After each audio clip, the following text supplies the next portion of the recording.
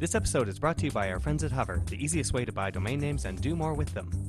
Get 10% off today by visiting hover.com/ondeck.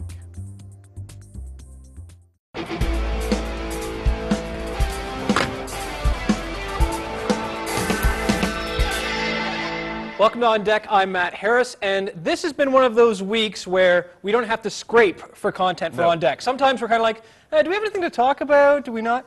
Andrew Moore-Crispin is here to tell us about his busy week, because there's been a lot of kind of announcements and events you've gone to. One, yep. Now, you have something on that I'm kind of excited about there. It's the Scott E-Vest jacket. This is the Scott E-Vest Outback. This one belongs to Sean Carruthers.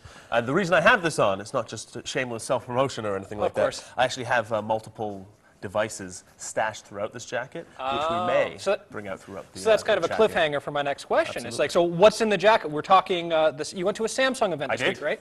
And what was announced, and what are you showing off? So here we have the Samsung Galaxy Tab.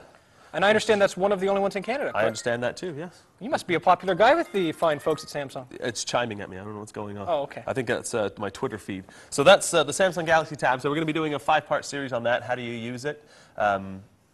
How do you use it? All the tips about it, you know, the camera. Yeah, browser. And you can use it as a phone, I think, in the States? In the States, yeah, not in Canada. It's basically if the carrier decides that they're going to allow you to use it as a phone. I mean, in Canada, what they're doing is like data sharing plans. In the States, they're doing actual like data plan for the thing. I don't think you'd want to use this as your primary smartphone. I was going to say, if I may, it seems a little bit odd, right? It would be a little large, yeah. So you guess there's a microphone attachment, headset. Comes with a headset, and you can you use it like that. Better give that back to you before I break it, or else you won't get any more Samsung products. Let's hide this one in here. Okay, so that's the Samsung Galaxy Tab. Yep. There was also the Galaxy Captivate. Okay. Which you know what? It's not lost in the jacket. It's actually sitting on my desk. Oh, okay, fair enough. That's a new Android AMOLED screen, 4-inch AMOLED screen. Actually, a pretty exciting product. Doing a Gadget TV on that, which will be out very shortly. Now, you've had your hands on both. What's your reaction to them so far? Well, so I mean, the Galaxy Tab is running Android 2.2. Okay. So that's not really, it hasn't been optimized for tablets yet. So what you're really seeing is an operating system that would traditionally be on a smartphone coming over to a tablet. Now, on something like the iPad, right, that works. It's basically it's pretty much the exact same operating system that you get on an iPhone. Not working quite so well here, but it'll take a little bit of time to iron the kinks out. As a product category, it's something I'm really looking forward to seeing more. Very cool. Now, you mentioned operating system. I believe there's also the Windows 7 operating system. Oh, now you got to look for it. But the Windows 7 mobile phone was launched, or at least there's a... Hey, great, first time. Good for you. Yes. And what are your thoughts about that? You know what? I love the hardware build quality on this one. This is like a really gorgeous looking phone. So like the operating system just feels really slick. I'm actually surprised, right? Because if you ever used Windows 6.5, Windows Mobile 6.5, the latest one, and it's been out for like 3-4 years, really, really clunky, really very much like you have to have a stylus and you hit the start menu and then you got to go down and find the application. To steal a term from one of our work colleagues, a bit of a dog. A bit of a dog. Okay. Yeah. Now this actually is very, very finger friendly. They're being very stringent on who's actually the hardware requirements for the thing. Like you can't just throw Windows 7 phone onto any old piece of hardware, which could be a problem, right? You want to kind of offer that optimal experience. So basically, it's a 1 gigahertz processor minimum. Sorry if I'm geeking out on you here. A little bit. Yeah, I'm thinking about the Arsenal game tomorrow now. Sorry, I'm like. All right, it's cool. It's I cool. really like it. Yeah, and we're going to do Gadget TV on this one too, and we'll get into all that geeky detail. Geekier stuff that kind of. One thing, if I may show you this really cool thing. All right, so check this out. You open it like this, right? I actually thought this was going to be a slide-out QWERTY keyboard. Yeah, that's what I thought. So now you have a speaker grill up here. You flip it over. You flip out this little thing. It's a little kickstand. So when you're on a flight, you can annoy everyone around you. Absolutely, but it's really it's just really slick. I just really love the hardware build quality on this thing. Very nice. Good form factor. Absolutely. I guess is what you're saying. Okay, now one thing I went to with you to yesterday was a Nintendo event, which was their holiday preview here in Canada. Other than a big ice sculpture Mario, which was kind of cool. Kind of exciting. What'd you learn? Okay.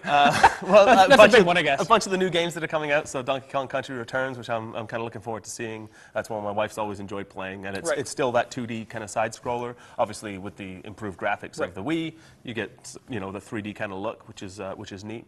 Looking forward to it's like a sequel to the March of the Minis games, like Lemmings kind of style. You help these wind-up Marios get to the top of the tower. And that's for the DS Lite, right? That's for the DSi. DSi, sorry. Yeah.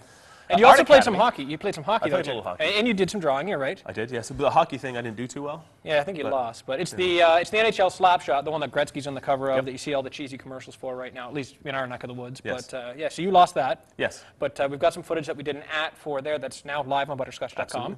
And yeah, you did some drawing on Art Academy. What was that about? So that's like it's not even a game, it's like software, right? So you're kind of led through the steps of learning to draw something from line drawing and sketch to actually painting the thing in. It's pretty neat, actually. Like I've said before, I don't have even a modicum of artistic talent. I actually drew a pretty decent tree.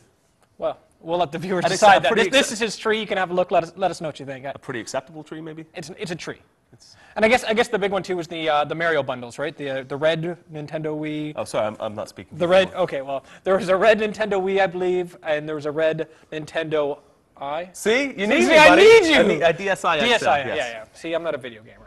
I'm not anything really, at all. Wow. I'm a sports Don't guy. be so hard on yourself. Okay, thanks, buddy. Well, it's been a busy week. It's been a fun week. We're about to shoot the aforementioned tablet Yep. and the Windows 7 phone, so check that out on butterscotch.com next week sometime.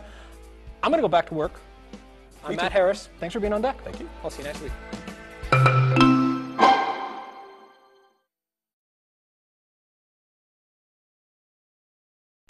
This episode is brought to you by our friends at Hover, the easiest way to buy domain names and do more with them. Get 10% off today by visiting hover.com/ondeck.